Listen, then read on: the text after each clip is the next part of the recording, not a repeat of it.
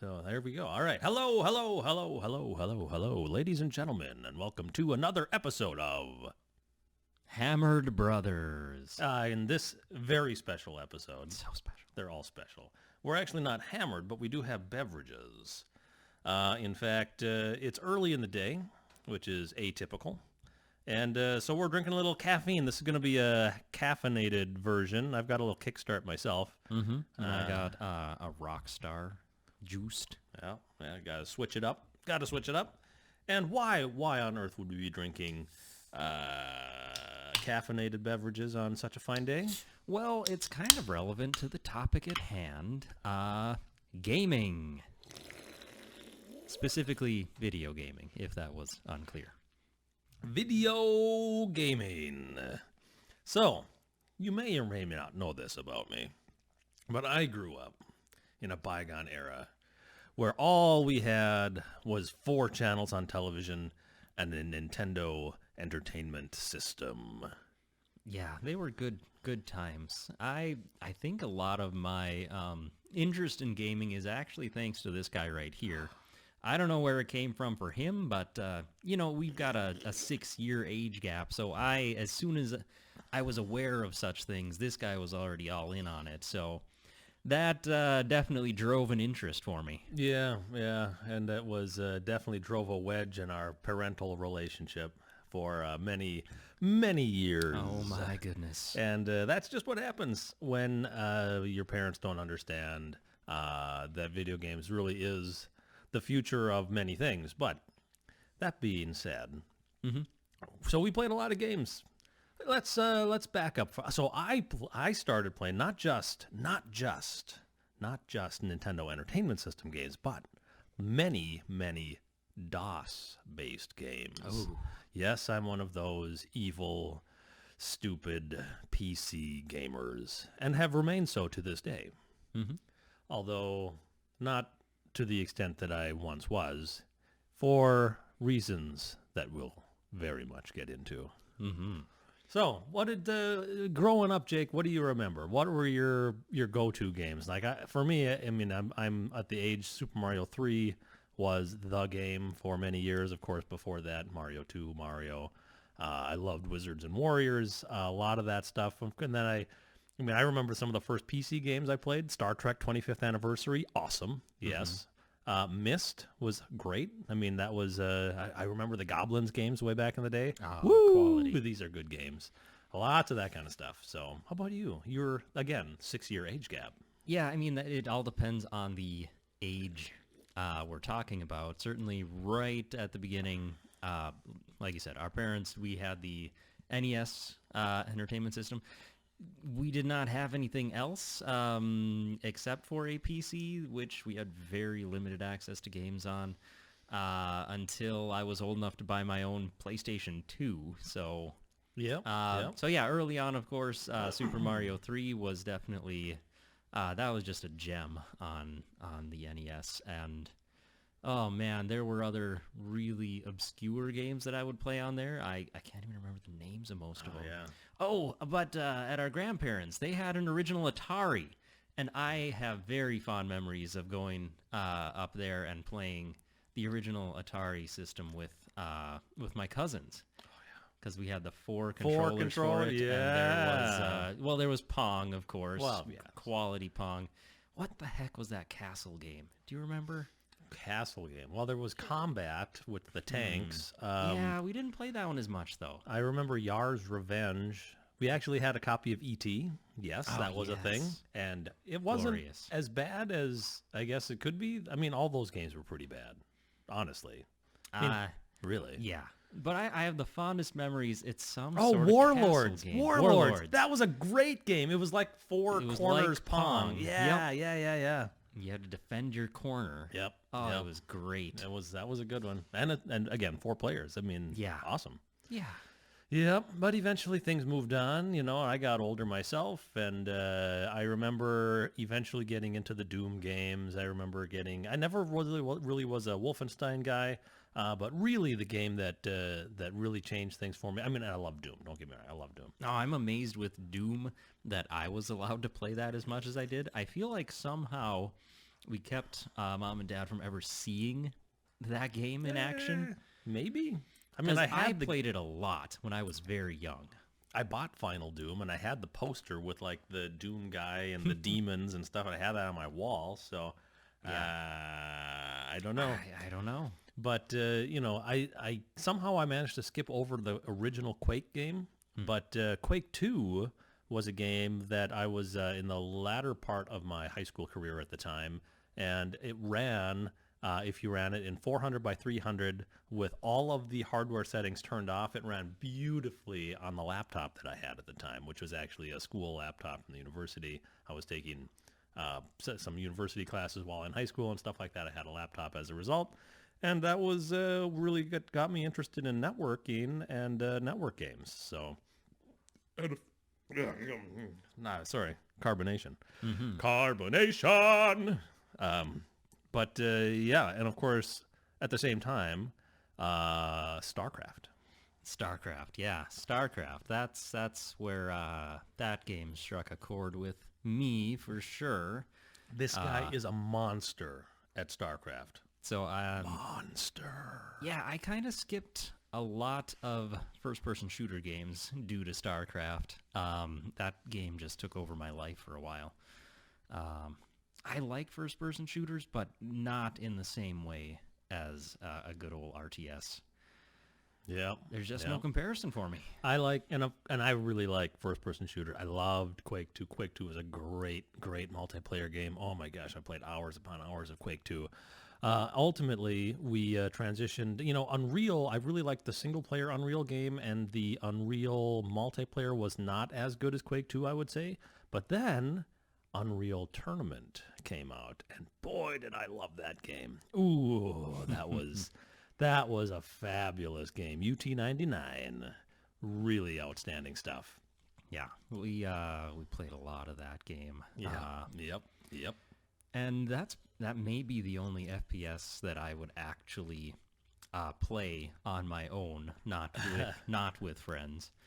Yeah. I can't remember any others that I actually did that with. Yeah. So that was really my go-to for many years until, Unreal Tournament has had some ups and downs. I liked Quake 3 Arena as well, but I preferred Unreal Tournament. It's hard to exactly quantify as to the reason. I think that just gameplay-wise, it was just more solid, at least in my opinion.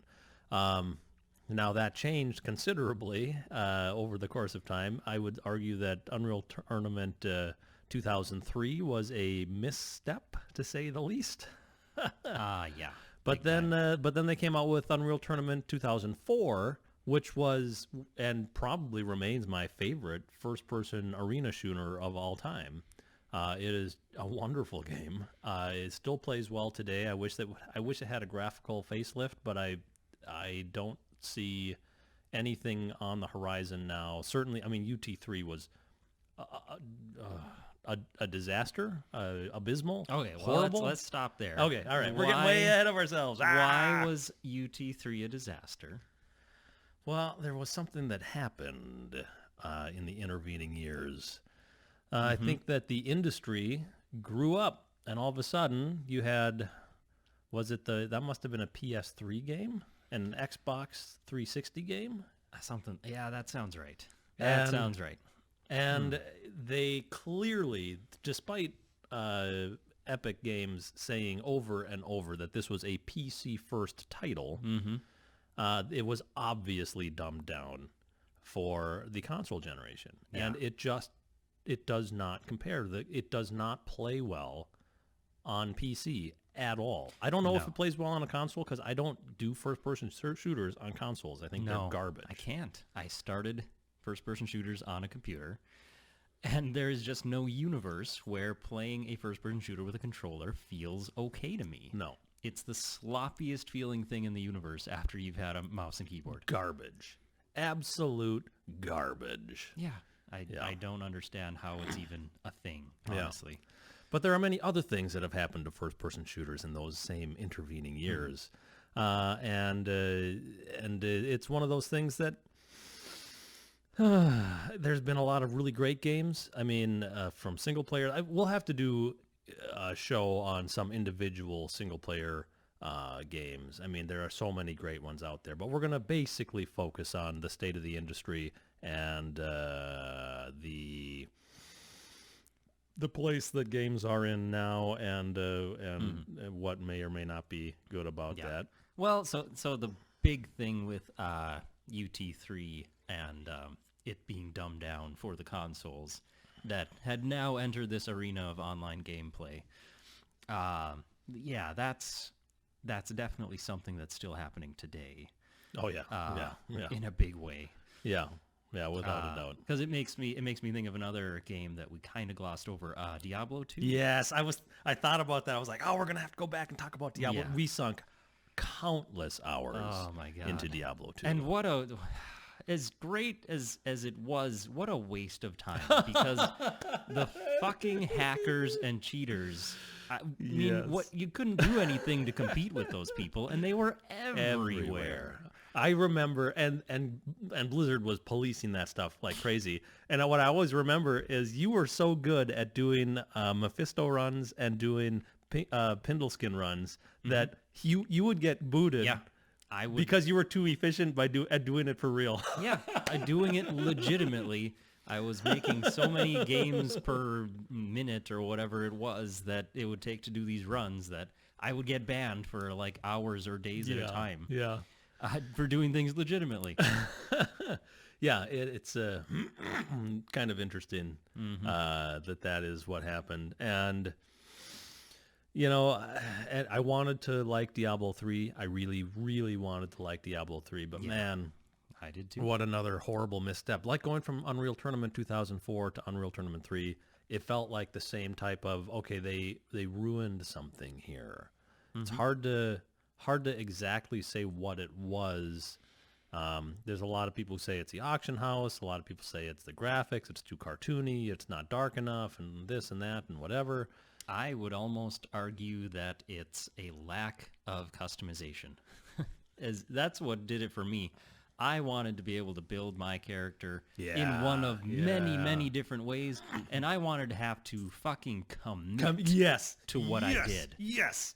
You gotta commit to that shit. Come on. Yeah, I don't want a character that I can just change on a whim, and there's only like 3 builds total anyway. Respec how whenever. Boring is that, honestly? Yeah. Have some teeth into the decisions that you make. You can always start another character. Yeah, it's not that big a deal. But it's actually like a commitment. You have to work on another character if you want to make something different. Yep. Make it feel like an accomplishment. Yeah. Everyone's just give it to me now these days, and it's like, you don't feel any sense of accomplishing anything. Yeah. It's like, I know you're playing a video game, you're not really accomplishing anything, but yeah, it's like getting to the end of Act 2 and Duriel just wrecked me every single fucking time. Yeah. There was some teeth to that. It took me a long time to get past that. Of course, I was a sorceress and I oftentimes played alone, so that made it a little tough, but there were other advantages of being a sorceress, what can I say? So there's a long and storied gaming history between us, of course, Warcraft 3 and the Defense of the Ancients, the original custom map and stuff like that. Oh, we spent a lot of time there. And then World of Warcraft, of course. Yep. This guy played quite a bit of the original. I played the original. I liked it fairly well, but I was a Horde guy. Yeah, I played... Oh, no. I played less of the original. I did get a character all the way to level 60 before the first expansion, but I didn't really play any endgame content. In the next 2 expansions, I played quite a bit of the endgame content, whereas I don't think you really did. After the original, I was basically out. I didn't play Burning Crusade at all. Somebody roped me back in for Wrath of the Lich King. That was the next one, I think. And then I think I played a little bit of, what was the one after that? Outlands or something? Wasn't that Cataclysm next? Oh, I never played Cataclysm. That's right. I thought that's what came after that one. So, I had those 2. I was on, for the original game I was on, I probably played it for close to a year. And then after that, there never more than maybe 2 or 3 months at a time I was in and out of that game. But whereas you were really into it, therefore, certainly through Wrath of the Lich King. Yeah. Yeah, that's when I was the most into it. And there again, for some reason, there was a drastic dumbing down of the game with the next expansion. Yeah.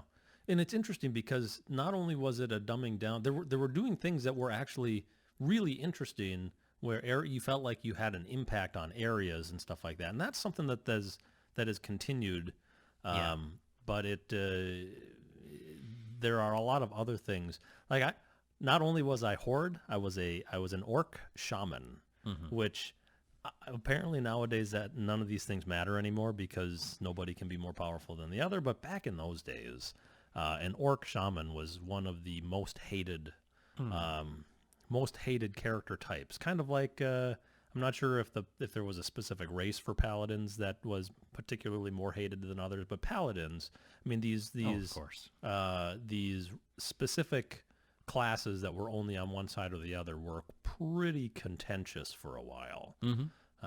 And I've actually played the beta for World of Warcraft, and I started an orc shaman there before any of that hullabaloo really had blown up. It's just what I always wanted to play. I wanted to be like Thrall. He was my hero. And so that's just what I did, and everybody else wanted to be on the Alliance, which I think the Alliance sucks. Anyway, but we played obviously some Warcraft 3. Oh, yes. Lots and lots of single player games in there. Lots and lots. We're just kind of hitting the broad strokes for the multiplayer stuff. And you're right, we never really did much, certainly not much multiplayer console stuff. Certainly not network multiplayer console stuff. No, Although there were some gems in there like War of the Monsters for PlayStation 2. Which is a fabulous game, by the way. Game. And there's some of the fighting games out there. I wasn't really a Street Fighter guy. I wasn't really a Tekken guy, but I actually really enjoyed Tobal number 1, or was it Tobal number 2? I don't even remember. But there was a game called Tobal, which apparently was widely hated, that I really liked. This is going to be a through line for the rest of the video. A lot of games that I love that everyone else seems to hate. But yeah, I didn't play many fighting games either. Really, Dragon Ball Z Budokai 1 through 3 were kind of the only ones I ever sort of was into. Yeah. And there's a little bit of, like I had a Wii there for a while. In fact, I still have a Wii. I have a Wii U. I know, again, I like the Wii U. I think that it's a really interesting system for a lot of reasons. Never really lived up to its potential. But Smash Brothers was a good one. You know, I played a lot of Smash Brothers with other people at their places when it was on N64 and GameCube. And then we had a Wii, of course, and then we were able to play Brawl, and then whichever one came after that. There's too many damn names for that stuff. I can't even remember. Anyway, doesn't matter. The Wii U version, Smash Brothers Wii U. So, and I do not have a Switch, so I don't play anything on the Switch. Of course, there's lots of Zelda games sprinkled through there, lots of Final Fantasy, lots of Dragon Quest, lots and lots. Yeah, and you know, we both owned a few handheld units, of course. The DS is kind of the one we were probably the most into. Yeah, the DS was a wonderful system. I had the Game Boy SP before that, which, you know, fantastic also little good unit. I had a Game Boy Advance, same games, but SP. I mean SP very much the same. So that was so there are some very fond memories there. Never owned a Super Nintendo, to my everlasting shame. Right. I love the Super Nintendo. I love Super Mario World. One of perhaps the best Mario game ever made was Super Mario World. That might be fighting words for some people, but I'll stand by it. We're not here to make friends. That's right. So with a long and storied history like that, at some point in a man's life, you start to drift away from what everyone else seems to enjoy. And for me, in games specifically, that came with the advent of Counter-Strike, a game I hate to this day. I hate Counter-Strike. Counter-Strike is garbage. It has always been garbage. It will always be garbage. And it has spawned a lot of clone games, which are also garbage. Just throwing that out there. And there's a lot of games that draw from a lot of different places. I'm looking at you, Modern Warfare. I'm looking at you, Call of Duty. I'm looking at you, Battlefield, that pull a little bit too heavily from Counter-Strike.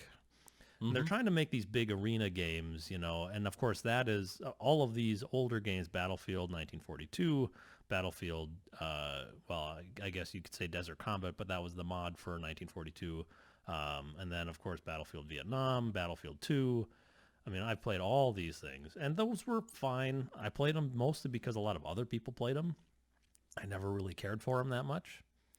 The idea of having a big map with 100 players or 40 players or whatever it is seems really great in theory. Yeah. In practice, it's just a big cluster. Yeah, not great. I don't get it. All the games you mentioned, I have had almost no interest in, and have basically never played any of them. In all honesty, so I never played Counter-Strike at all because it's garbage. Yeah, but that style of game, you're on a team of people trying to carry out some sort of objective against another team of people, or just last man standing. And sure. So, should I get into why those games are garbage? You may as well. Initially, I remember my very first experience with Counter-Strike. Everyone was all, "Oh, this game is awesome. Oh, we got to play Counter-Strike, blah, blah, blah, blah." All right, I'll give it a try. You get in there, and you get shot, and you die. And, of course, when you're new, that's what you happen. "Oh, I was a noob. Oh, no." Yeah, all right, well, you wait for the 6 minutes. You just sit there at your computer for 6 minutes, just waiting for the match to be over, so you can play again. Explain to me how that is fun for anyone. It's fun for the person who makes it the whole 6 minutes. Yeah. And Counter-Strike was a slow enough game where you could just hide. You could just hide places. There was no, at least in these early days, maybe things have changed. I doubt it. In the early days, you could literally just go camp out someplace and just wait. And that was the game. That's why these matches took 6, 10, 12 minutes. And you would just sit there and wait, and you would wait, and you would wait, and you would wait, and you would wait. Mm-hmm. How on earth are you supposed to get better at a game when 90% of the time you spend when you're new to the game, all you do is watch third person behind someone and wait? You get to watch someone else wait. Oh, this sounds fun. Yeah. Now, I played Unreal Tournament in team deathmatch stuff where it was last man standing and stuff like that. All of those had time limits, all of them, and those games are faster paced in the first place. Mm-hmm. So I have a lot less of an issue there. I still much prefer just straight up team deathmatch. I prefer straight deathmatch to all that stuff. Even capture the flag can be a lot of fun. But the idea that you're going to have these tactical teams. And you're going to just run around, and as you get picked off, you just have to sit and wait. No, thank you. Mm-hmm. You've lost me. It's supposed to be a game. It's supposed to be fun. Waiting, sitting there on your ass, not doing anything, not fun. It's not. And yet people do it. And yet people it's do it. It's funny because that description actually lends itself to another thing that has happened in the gaming industry lately that I do not understand. It is a cancer on the industry. What is the purpose of watching someone else play a video game? I seem to remember growing up playing video games because I didn't want to sit and watch other people play games. Of course, those were physical games with real people doing real things. There are already passive activities that I could be doing other than watching someone else play a video game. Watch a movie, read a book, something that's been crafted for that purpose. Why am I watching someone else perform an activity that is meant to be involve active participation, I guess? Yeah. I mean, it's one thing to play basketball. It's another thing to watch someone play basketball. Yeah. And it's another thing to play Fortnite, which is another garbage game, by the way. Garbage. Well, see, I've never played any game that is a last man standing type of game. I've never done it. Don't bother. Because it's not worth it. I would not want to sit and wait for other people to play a game when I could be playing a game where I just get to play the whole time. Right? That's why I play games, so that I can play the game. Yeah. What a novel idea. Yeah, it's a weird thing. Yeah. Wow. Weird concept. But this started really to hit big with, that we would go to LAN parties, and then those ultimately became big tournaments, big LAN parties where there would be a couple hundred people there. And those were fun to go to once in a while, but the games that the actual tournaments were based around, it really started to change. Certainly Counter-Strike led to that change. And then I would say Dota, certainly. We started seeing a lot of that with Dota. Of course, now that's all transitioned to Dota 2 and League of Legends. Both games which I spent a lot of time playing League of Legends, a lot of time. Oh boy. Not so much Dota 2, because all right, at some point we're going to have to dig into why. So I suppose Dota is as good an example as any. So the more we played Dota, the more we started to notice things that I consider to be bugs in the game. Things like denying kills. Yeah. Things like that. That's a weird one. Yeah. And instead of removing what I would call exploits, all of a sudden they became features. And it all became part of being elite. Oh boy. Yeah, if you couldn't deny, you weren't elite. So that was That's where it started. that's where it started. Now, there were a lot of other games like StarCraft. There were things that people did in StarCraft to exploit the AI. That these are practices I just couldn't get behind because they were bugs in the code. They were bugs in the AI. Yeah. And instead of fixing them, they became game features. That's a problem. That's a problem. And it's lazy. It really is. Why are we incentivizing people to exploit things? Yeah, incentivizing people to break the game. And that is basically where multiplayer gaming is today. It has gone down that path. It has gone so far down that path that there is no return. And I would say that multiplayer gaming today, generally, garbage. Generally. Yeah. Now, that's not to say that you can't have fun doing it, but when you add in esports to the mix, it becomes doubly garbage. Double garbage. Double garbage. It is absolute horse shit. Yeah. So yeah, esports. I mean, we kind of touched on it already. Yeah. It's the same as streaming for me. Yeah, Twitch, Twitch all that streaming. stuff. Blah, Yeah. gross. I have zero interest in watching other people play games that I could just be playing myself. Yeah. Zero. Yeah. I know that lots of people are into it. I know that lots of people are into professional sports. It's the same thing for me. I have zero interest in watching other people play games. None. Yeah. That's just right how with I you. am. Yeah. It's not fun. I don't find it a enjoyable pastime. I would rather be doing something. Even if it's watching another episode of Futurama for the 100th time, I would rather do that than watch somebody play a game. There is no enjoyment factor there. Zero. I can't find anything to engage with in that. Yeah. Unless the only possible exclusion to that is if I personally know someone who is participating. Yeah, even then it's a bit of a stretch. Even then it's a bit of a stretch, but it's like we both have kids. If my daughter wants me to watch her play volleyball someday or basketball or softball, Don't do it. I'll Don't do be it. there. I'll be there. All right.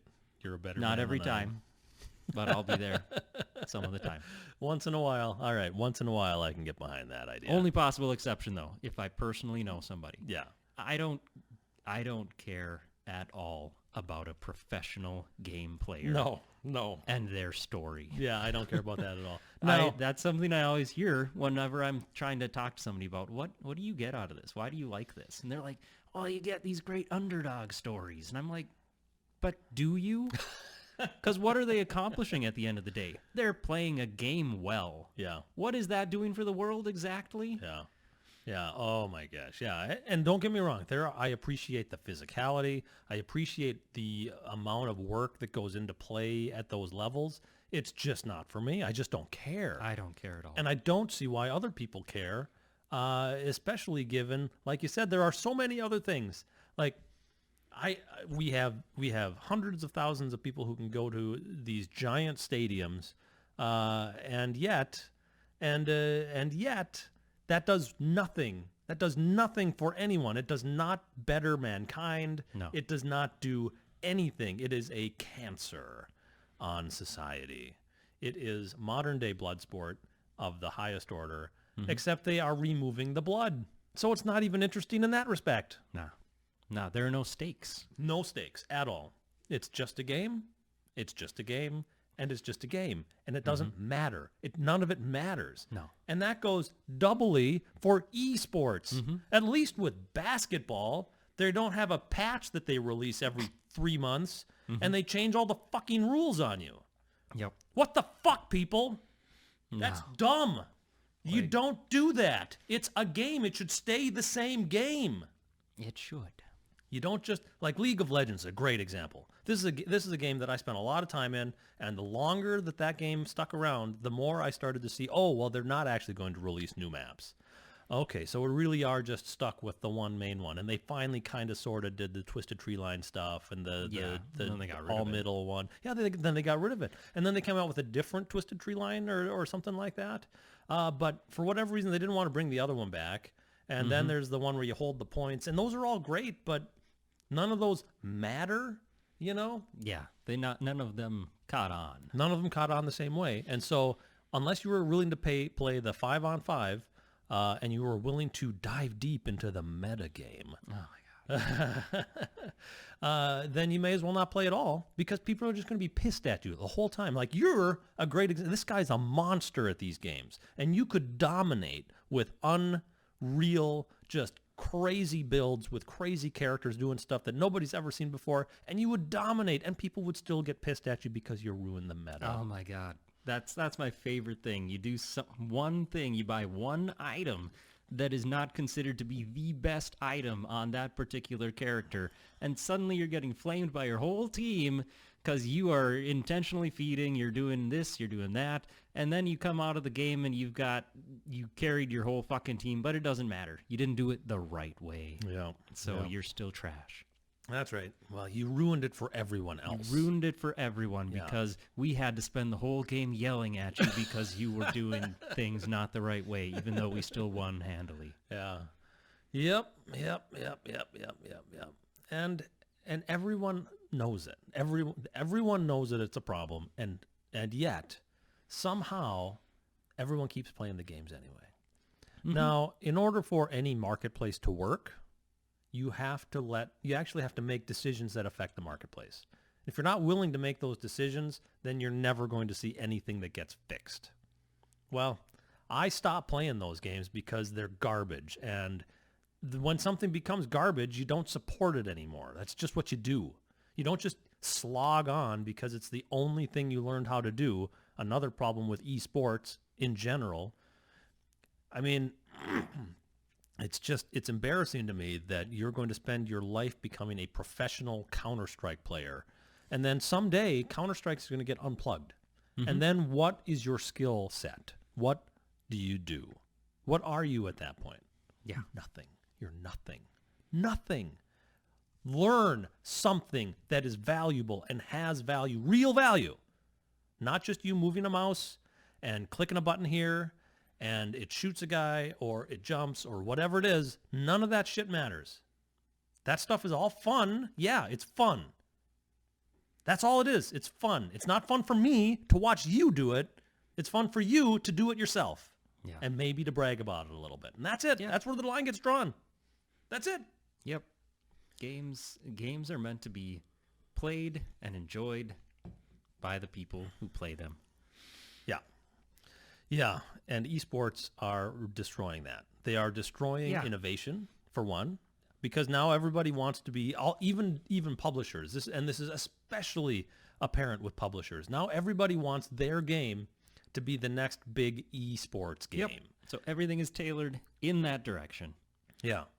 So I'm not sure where that is fun for your typical player, for your average player who just wants to go out and have fun. I just want to play games to have fun. I don't want to be worried about the meta game. I don't want to be worried about keeping up to date with every fucking patch release, needing to know that, oh, well, this now does 3% less damage per second than this does. Or, oh, now they changed the hitbox on here so you can't hit this person the same way that you used to before. Or now this guy moves 16% faster than he did before. Whatever the fuck it is, that shit's got to stop. It has to stop.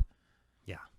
When everyone plays the game like they think they're going to be the next pro, Yeah. it diminishes the fun for everyone. As soon as the game becomes work, like not work in the sense that it's good-natured fun work, but work in the sense that, oh, I've got to practice at this. Man, I got to do this thing. I don't really like doing this thing, but I got to do it. Grind so it that out. I can, Grind it out. so that I can prove how great I am. Because I got to prove my elite micro skills. Because I got to fill this niche in my team so that we can beat whatever other team and get to the next tier of ranked. Yeah. I don't even remember what the tiers Garbage. are now. It's all garbage. All that stuff, it doesn't work. It's terrible. It's destroying the industry. And it's causing a lot of consolidation in the industry as well, which is also bad. It's people are chasing after advertising dollars. They're chasing after endorsement dollars and all that kind of stuff. This is all bad. This is a bad trend, and we're going to a bad place. This is not going to end well. It's not going to end with better games. It's going to end with worse games. That's where we're headed, and that's where we've been headed for the past 10 years. And it's not good. Oh, excuse me. That was inappropriate. Yikes. Sorry about that. Anyway, so esports, I think, and we'll talk. This guy and myself here have talked about esports amongst ourselves many, many times, and we knew that we were going to talk about them in this context at some point. I'm sure we will get more animated about it at some point. I'm not sure if we were terribly animated in this discussion necessarily, I don't know. but it's not something that should be part of culture at all. If you're spending time watching someone else play a game, I think you're doing life wrong. I agree. Yeah. If you are invested in watching someone else play a game, someone you don't even know personally, I think you have a problem. Yeah. That's judgmental, folks. It's super judgmental. So I But that's how apologize I if you're feel. offended by that, Yeah, but that's just how I feel about it. go out there, read a book, take a class, Yeah. Or even watch a movie with a well-crafted story that's meant to be enjoyed passively. Yeah. Not modern movies. Those are all garbage. Yeah, most of those are trash. You're going to have to go back in time a little bit. But they do exist. At one point in time, there were good movies that existed. And astonishingly, there are the occasional gems. I'm looking at you, Into the Spider-Verse. That was a fabulous movie. That was a great movie. And the Lego movie's pretty good, too. Pretty good. Yeah. I know there are others, but they're getting harder and harder to find. But no, I'm sure there are still games out there that are just played by people who are just playing them to have fun because they know there is no pro version of that game. Yeah, it's called Terraria. But I don't know where to find these games anymore. That's the problem. Anything that gets traction gets turned into this garbage mess where everyone's trying to be the best. And when everyone is only worried about being the best, nobody's having fun. No, no, and it diminishes everything. I remember distinctively when we first started playing StarCraft way back. We did not play on BattleNet. We played LAN. We played local area network games, and we played amongst our group. There was maybe a dozen of us that were pretty regular StarCraft players. And there came a time where someone decided over the course of a summer, oh well, I think I'll give this BattleNet thing a try. Nobody else was around. Internet speeds were starting to improve, and all of a sudden that changed the game for everyone. It was not the same game after that. It became about economies and production, and it came about timing and all of these little tiny things that, again, when I look at a game and I see that, okay, if you don't make the perfect moves in the first 3 minutes of the game, like the perfect strokes of the mouse and the keys, if you don't do that precisely in the right order, then you lose. And that's oftentimes what it comes to. Well, if you have to do the same exact thing over and over and over for the first 2 to 3 minutes of a game, doesn't that just mean that the game should start at that 2 or 3 minute point? Right. Yeah, if there are no actual decisions to be made in that time because there's only one right way to do things, then why even have it? Yeah, that makes no sense. There's very little flexibility in those decisions. And to an extent, they have started to recognize that. Because in StarCraft 2, I'm pretty sure your workers go start collecting. You don't even have to click on them to do it anymore. That could be. It's been a while. I don't remember. I know they've done some of that. Yeah. And they certainly have improved some of that stuff because when you get into the game, you just want to start being able to make decisions that impact the game. That actually matter. That they're actually branching decision trees that will impact the game. Right. And those are all fine and good. That's what you should be able to do. But, and that's what diminishes games like, say, Diablo 3 from Diablo 2, is that you don't make any decisions in that game. You don't have to. Yeah, they don't force you to. All you have to do is make the decisions that will make it easier to level up. Yeah. Oh, and if you decide that you want to do something a little different, it costs you nothing to respec anyway. Nothing. I remember that with World of Warcraft, that, respecking was a pretty big deal. Yeah. I don't think it's a big deal anymore. I don't think so either. Well, respecking didn't exist way back when, did it? I can't remember. I don't remember, I guess. There was some semblance of respecking. I know you could, but it was a production. It was not a simple thing to do. In World of Warcraft, love it or hate it, that's a game that also dumbed down an entire genre of games. And I think that in many ways what World of Warcraft did was great. But as World of Warcraft continued on its success and it continued to eat up smaller games, it just dominated. No one could compete with anything new and interesting.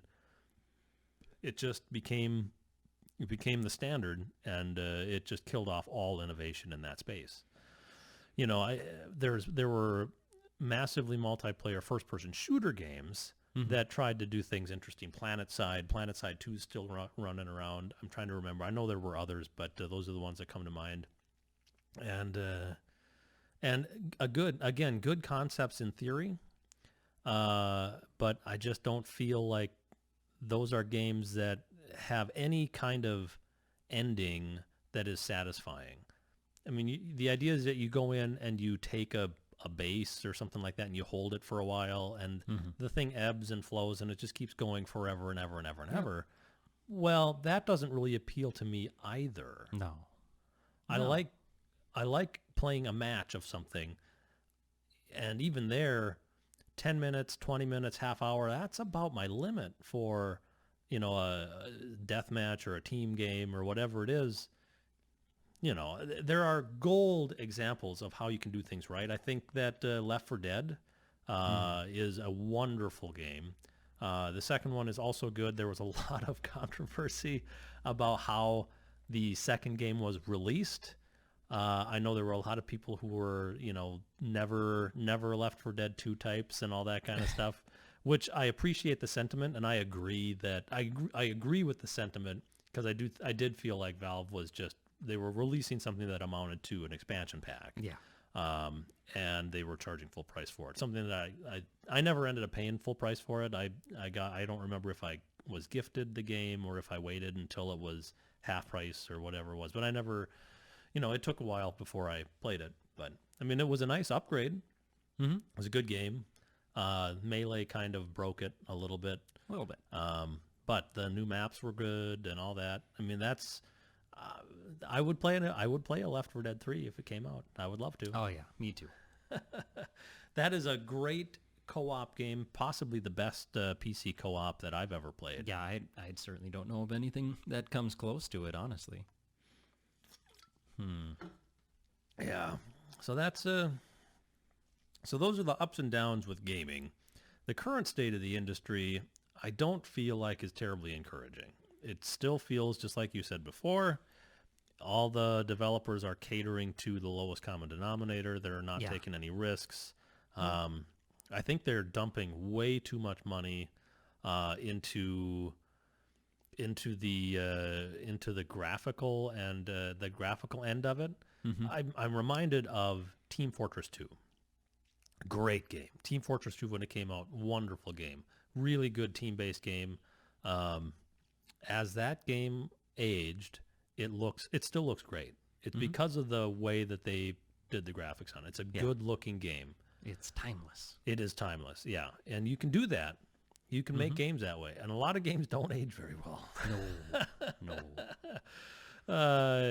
But Team Fortress 2 did, and it still looks good to this day. What hasn't aged well is, in fact, it's not even age. It's that with Team Fortress 2, they started coming out with a bunch of bullshit. Mm-hmm. They started coming out with the hats and the different loadouts and this and that and the next thing, and they started coming out with these horrible game types, and nobody plays the real game anymore. They're all using these mods and all this crap on it that I hate all that stuff. Mm-hmm. I like mods on my own terms.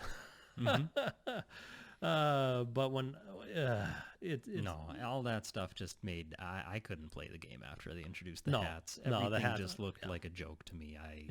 I couldn't take it. Yeah, I was a little bit on the edge with that game in the first place. Though I liked it a lot, but that aspect of it made it so that I wouldn't touch it. Yeah. As soon as that stuff started happening, as soon as you started seeing, because then people just, and I know it's just games are games and they're games, and that's their games. I get it. And it attracts people of all ages from age 8 to age 80. And unfortunately, the 8-year-olds really, really, really don't do good things, generally speaking. Yeah, who would have thought? Or 12-year-olds or 14-year-olds or 16-year-olds. In fact, or 20-year-olds or 25-year-olds.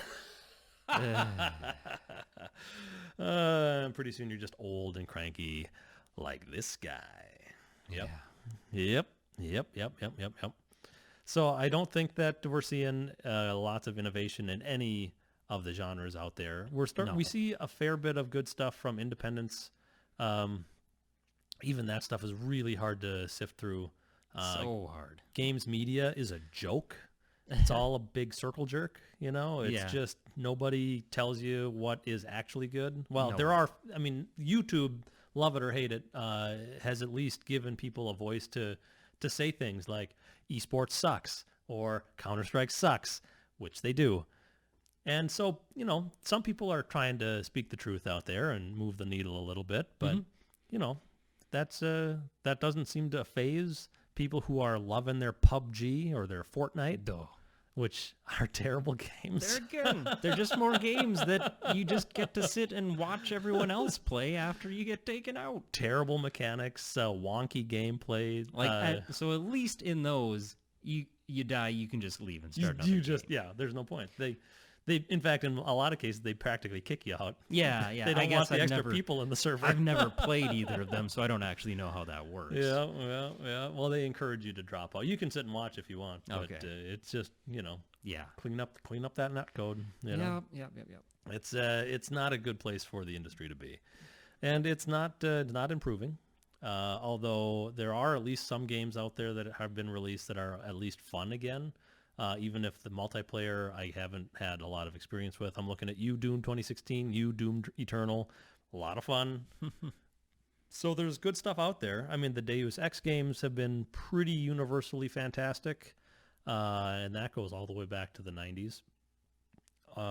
So there are good things happening in small doses, but even games like BioShock and BioShock Infinite, which I liked these games, but I don't believe lived up to the hype in any sense of the word. I mean, we could get off, like, a good example is aside from BioShock and aside from BioShock Infinite and those ones, which again, they're good games, they're well made, they're carefully crafted, but they did not have the level of choice as what was advertised. I didn't like that there were virtually no NPCs in those games at all.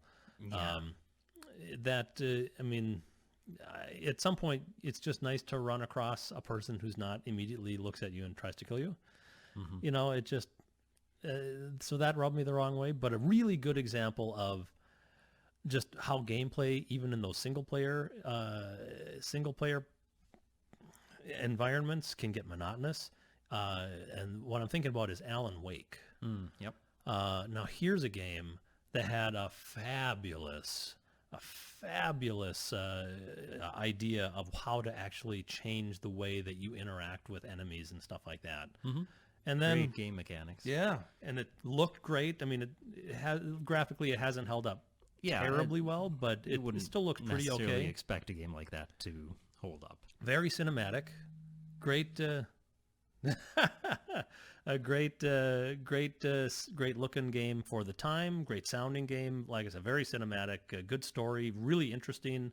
And the way that you use the light mechanic in the game, such a novel idea. Such a great idea. And yet,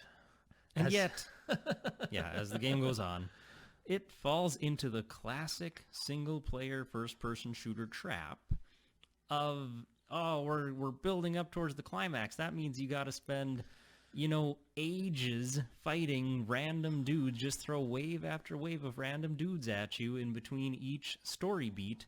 But that is not how you tell a story. Yeah. As you ramp up towards the climax of a story, those portions of the game should actually get smaller. You want to dole out information faster and faster as you build up to your climax. Right. It should be those early parts of the game where you have these really lengthy areas of just fighting bad guys between story beats, to get you into the gameplay.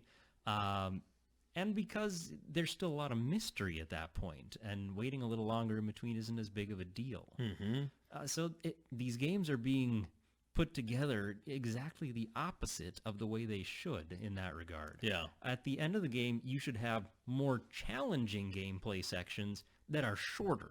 Yes. And towards the beginning, it should be easier gameplay sections that are longer. Yeah. Yeah. In between, and we're talking in between story beats. Right. 'Cause this is just good storytelling rules. Yeah. Yeah. Yeah. So you have to make some choices. You have to decide, well, do you want a balance between story and gameplay, or do you want to focus on the story elements, or do you want to focus on the gameplay elements? Because that's going to dictate to some extent the way you construct your game as a whole. Mm-hmm. And Alan Wake's a good example of that. Max Payne, which same studio, Max Payne 2, Max Payne 3, all wonderful games. The reason Alan Wake sticks out to me is because of the novel use of the weaponry. But unfortunately, like you said, the game falls into, well, okay, so you have this flashlight, and then ultimately you still end up just shooting people. Yeah. At the end of the day, it just turns into another first-person shooter in many ways. Third person. I forgot. Yeah, yeah. So it was I wanted them to carry that thought along its logical arc and give us something more interesting from a gameplay perspective, as opposed to, okay, I need to shine my light on the guy until a certain point, and then I can start shooting him, and then just rinse and repeat. It needed more than that. We needed more than that. It can't just be that. It has to be deeper. It doesn't have to be a lot deeper, because it's easy to go too deep. In some ways, I feel like you go back to BioShock, and there's so many options, and they're basically all available to you. It doesn't force you to make any hard decisions the same way that, say, Diablo 2 did back in the day. So, so it's just, you can just change up the way you want to play, and a lot of people love that. Don't get me wrong, a lot of people love that, and that's fine. But it's an issue. It's an issue for me more so because I don't like first-person shooters that much. They're fine, but I don't play first-person shooter games competitively against other people. So if I play one, I'm more so playing it because I just want an interactive story. Yeah. So if you're doing the story part wrong, I don't like the first-person shooter aspect enough in a vast majority of games. Some games do first-person shooter and have some sort of quirk that makes the gameplay extra fun for me. Yeah. I can't really think of any off the top of my head. Yeah. But that has happened where the gameplay does make it worth it. Yeah. But for the most part, I need the story to be done right in order to enjoy a first-person shooter single-player experience. Because even a great playing first-person shooter, if it suffers from a terrible story, makes it hard to it's just hard to slog through. Yeah, it's so that can be pretty problematic along those lines as well. And we're not seeing anybody try to push the boundaries on any of that stuff. Now, I would also say that the Mass Effect games, while all three of them, I haven't played any of the Andromeda or anything past that. I just don't care. No. But the first three all had their ups and downs as far as gameplay goes. The combat aspects were the worst. Were the worst. Yeah, the exactly. Worst part of them. That Luckily, there were lots of other gameplay elements to those games other than the combat. Mass Effect is a game that could just about have been a point-and-click or a choose-your-own-adventure game. Yeah, you could have stripped out the combat entirely, and it could have just been choose-your-own-adventure, and it would have been fabulous. The gameplay elements, just like all of them, instead of shortening and keeping the story moving, they basically lengthened. Mass Effect a little less so than some others. I think that they basically kept each mission, if you want to call it that, similar in length. There were very few that were much longer than the others. But a lot of people had issues with the ending of Mass Effect 3 for a wide variety of reasons. I think the most common reason was that there was no legitimate boss fight. I had zero problem with that. I actually thought the ending, the way they tried to put the ending together was actually pretty cool. I had a lot more issue with the story elements of the ending that were pretty garbage.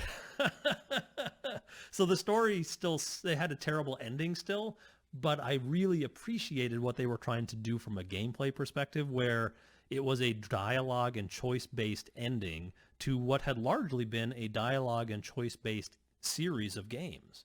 So I didn't see I didn't see why people got so up in arms about the lack of a boss fight. I didn't think the ending choices were